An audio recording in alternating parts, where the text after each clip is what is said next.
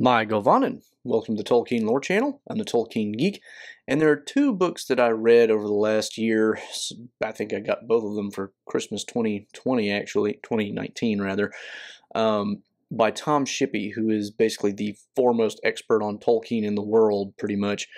And his two books that I've read are so similar that I decided to just review them both in the same video. And those two books are The Road to Middle-earth and the Tolkien Author of the Century. So those two books are pretty big and they cover a lot of material. So I'm just going to give kind of a broad overview, not get into too much of the detail of them, to give a few examples of the kind of things you can get in them, and then give my opinion on, are these worth reading? What's the point? Get an idea of, should you read it? So let's get to it. So the first book is The Road to Middle-earth, and he wrote this one long before Author of the Century.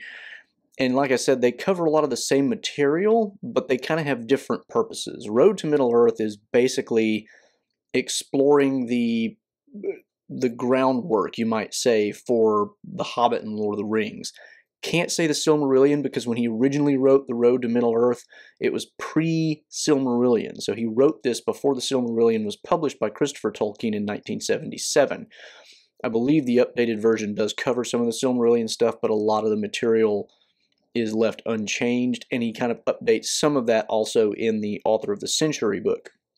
So anyway, the main point is, in this particular volume, he's going over Tolkien's linguistic knowledge, his knowledge of older stories, things about his own environs in England where he lived, things that basically gave him creative sparks to get going on, the stories of The Hobbit and the Lord of the Rings, and of course also the Silmarillion in a lot of ways, but of course we don't know that, at the time that he was writing The Road to Middle-earth. So he doesn't cover as much of that material explicitly in that connection, but you can still see some of the same stuff there.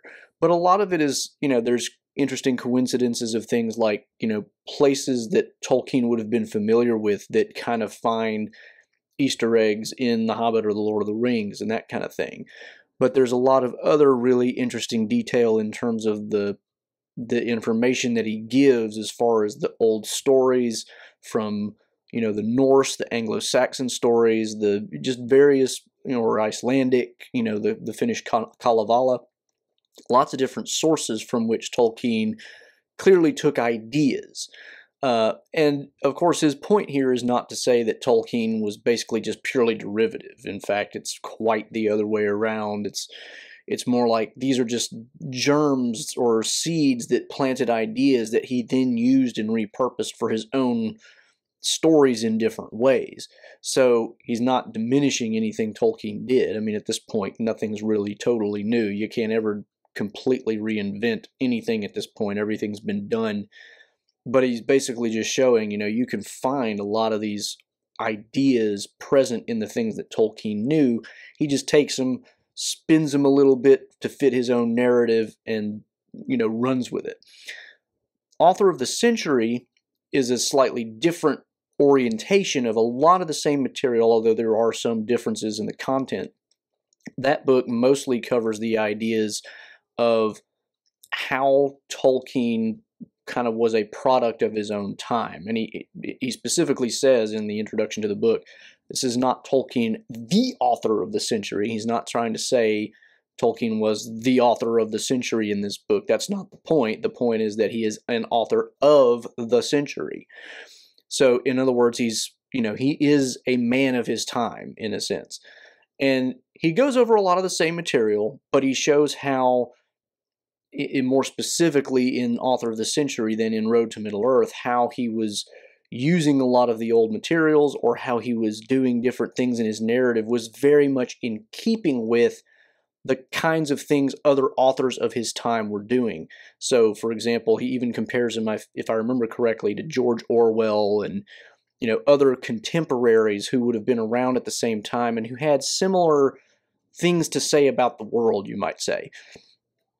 And he goes into several ideas related to that in that book, but a lot of the material he covers is much of the same content. Like I said, there are a few differences, few things that he adds in Author of the Century that wasn't in Road to Middle-earth, and of course he updates some of the stuff in Road to Middle-earth there because he writes Author of the Century well after the publication of the Silmarillion, and so he can connect more dots there. So that's kind of the general theme of the two books. Now I want to go through some of the interesting kinds of information you might find in both, just to give you an idea of what you might get.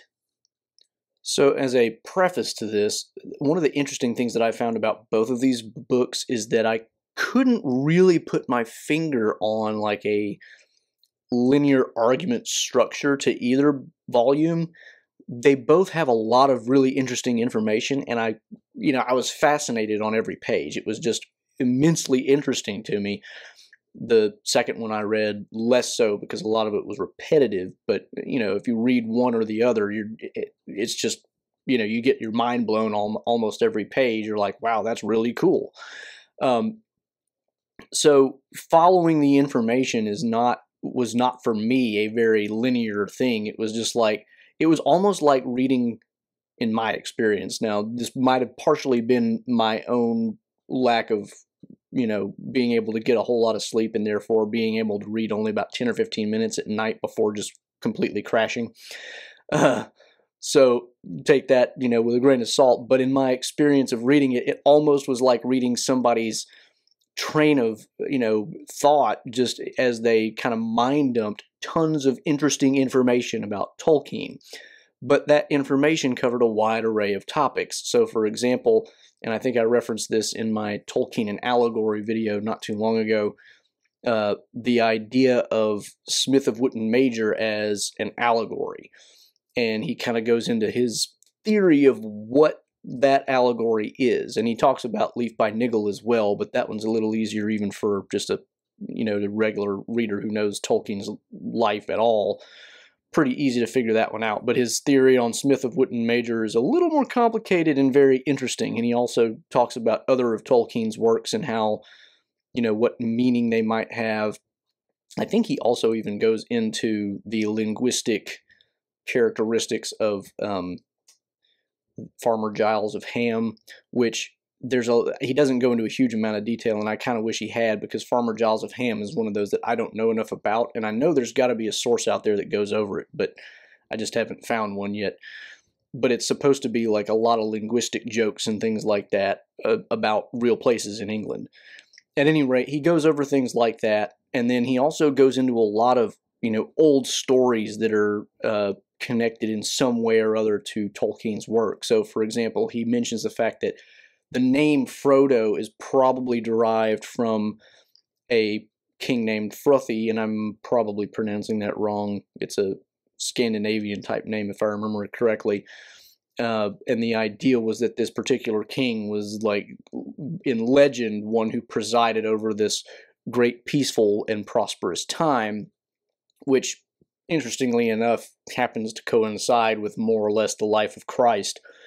And it's not clear historically, I don't think, if I remember reading correctly, that whether the thing was kind of like taking the Jesus story and importing it into their own legends, or if it was just like the happenstance of the period being, the Pax Romana, and they just kind of took credit for it on their end. I don't remember exactly how much is known about exactly why that coincidence is there, but his name is connected to Frodo, and it basically means wise, which, of course, that's one of the things about Frodo in the story, is he's kind of the wisest of the hobbits. So there's, connections like that. He also gets into a lot of linguistic stuff because, of course, that is the meat of a great deal of Tolkien's inspiration. And he mentions one interesting example that, for instance, in The Hobbit, there's this really interesting point about Bilbo being basically a completely bourgeois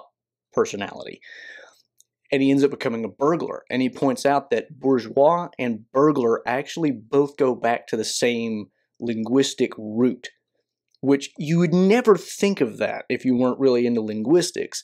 But it's fascinating how Tolkien can take the two ideas and go, how about I just make both of them the same person and play with that over the course of the story. And that's really interesting in and of itself. Another one that he points out is that Tolkien liked to, kind of have these theories about things that he could never really get a lot of evidence for, but he also liked to kind of just make up stories to explain things. So, for example, there's this list of dwarves in the Voluspa, and I'm probably pronouncing that wrong too. I apologize. I'm not a scholar, just a geek. But in the list of dwarves, you get Thorin and Owen and, Ori, Nori, and that's where the dwarves come from. And so he shows how you could almost read The Hobbit as like an explanation for why there's this list of dwarves, who, by the way, in that list is also a character named Gandalf, which, translated basically means wand elf. Why would a dwarf be named a wand elf? Well, if they were all on this adventure together and he just happened to be one wizard with a bunch of dwarves, you could kind of make that work. So stuff like that. He points out how he can use his stories as kind of like a faux history for why certain things exist that we don't really have good explanations for. Another topic that comes up, and this is more so in the Author of the Century than in the Road to Middle-earth volume, he goes on and talks about how, Tolkien uses major philosophical ideas such as the idea of evil. Is it an outside force that comes in and pushes on you, or is it something innate to our humanity that works itself out? And he explores how in The Lord of the Rings, through the action of the One Ring on Frodo and other people around it, it seems to be kind of both. And he points out how this is kind of a Boethian idea that Tolkien is probably borrowing from Boethius. And, the idea basically is the ring influences you from the outside. And of course, more specifically, you've got Sauron and other big bads who are very much like a manifestation of evil that opposes things, from, in a physical or spiritual way. But there's also some element of the ring temptation being something that is within you to begin with. It's, there's got to be something for the ring to work on. In other words, the idea that Frodo would be attracted to the ring, or that Boromir would want to take the ring, if you didn't already have some innate, something about you that was already a little corrupt, why would that be? And of course, Faramir is a good example of how that works the other way, because Faramir doesn't really seem to be tempted by the ring, at least as far as we can tell in the story. Now, and leave aside the movie is wrong. If you haven't read the book and you're only familiar with the movie, Faramir's character is wrong. Sorry, just get over that. But Faramir is an example of how that works the other way. It's like Faramir doesn't seem to have any particular temptation in that way, and so he's not really tempted by the ring. Although he also plays it safe and basically says, leave it hidden. We don't need to go there. Faramir has his other problems, but that doesn't seem to be one of them. So the ring is, in a sense, an outside force, but it's working on something that's inside as well. So he explores ideas like that. So those are some of the ideas that you can get out of these books, very interesting types of information. And like I said, so much of this was, in my reading experience, so non-linear.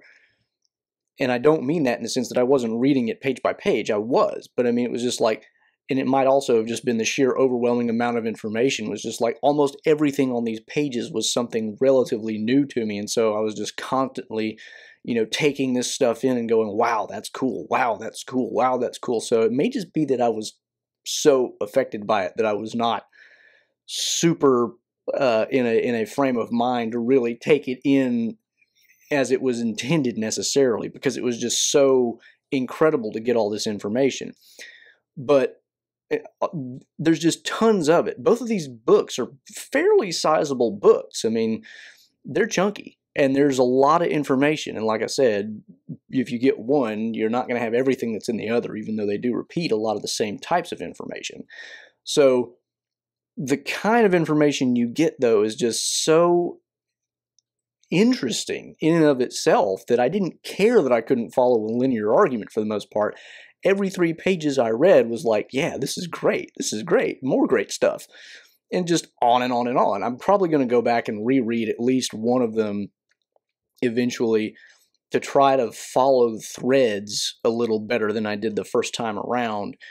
But just the very nature of it being so overwhelming the first time was just, it was hard to keep up with, at least for me in my sleep deprived, have 2 kids at home and they wake up at odd hours of the night state. So that's on me. But anyway, really fascinating reads, both of them. And which one, should you get if you can only pick one? It really kind of depends on how you want to look at it. Do you want a view of what Tolkien was like in the context of his own time? Or do you want to get one that's really more about just how did he build this huge structure out of apparently, his own brain? He was obviously using a lot of older stuff, and some of this is kind of well known, like if you get into Beowulf at all and you start to recognize that some of the motifs in Beowulf pop up in The Hobbit a lot. So you've got things like that. But if you read Tom Shippey, it's like just exponentially more stuff, and if you're at all interested in any of those kinds of topics, you're going to be fascinated the entire time. It's just an incredibly enjoyable read because it's really well written. Tom Shippey can write, or if he's not the one writing, then whoever's ghostwriting for him can write. But I'm assuming it's Tom Shippey. I mean, he's got all this phenomenal knowledge, and I'm sure he's the one putting it to paper. But anyway, whoever's doing the writing is definitely very good at it. And I mean, like I said, you just read and you read and you read, and you just get lost in the enjoyment of it, or at least I did. So, it just, all of it together, you come out of it and you're like, wow, that was just so much information. By the time you're done, you've forgotten half of it because the other half that came at the end is has kind of supplanted it in increasing your wonders. So definitely I recommend either or both of these books, and get both of them if you can and you've got the time to read them, because both of them are very much worth reading, and you don't get exactly the same information in both, but they're just amazing reads. It's well written. There's just tons of interesting information. Just pick a random page and read stuff, and you can find really cool stuff that you didn't know before, and you'll be happy just because you found the one thing on the page. I mean, and there's hundreds of pages in both of them, so I mean, you can just randomly pick stuff and just grab nuggets of useful trivia. And it's not even just trivia. Some of it's just really fascinating to look at Tom Shippey, analyzing how Tolkien's mind worked and that sort of thing, from somebody who really, really is an expert at this stuff. And it's just really fun to see that because, like I know a lot about Tolkien, but I'm no linguist, I'm not a medievalist, whereas Tom Shippey has all this knowledge about the things that Tolkien knew about. And so he can really talk about it at great length and go into huge amounts of detail. And it's just absolutely a blast to read. So definitely recommend either or both. If you can get both and you have time, do get both. But if you only get one, like I said, pick based on what you're more interested in. Tolkien as a man of his time and how he relates to other authors of his time, or Tolkien and how he came to produce Middle-earth as we know it and everything else around it. So that is basically my take on both of these books. So, hope you enjoyed that 2-for-1 book review extravaganza. Like I said, pick up both books. I mean, really, just do yourself a favor and do it. And if you can't, put them on your Christmas wish list. Great reading. If you did enjoy the video, then please do give it a thumbs up and share it around. You can follow me on Twitter at JRRTLore for some occasional Tolkien-related trivia questions. And if you want to subscribe to the channel, you could do that here. And you can support the channel here. And you could find 2 of my previous videos here. Until the next time, I'm the Tolkien Geek, signing out for the Tolkien Lore channel. Namaste.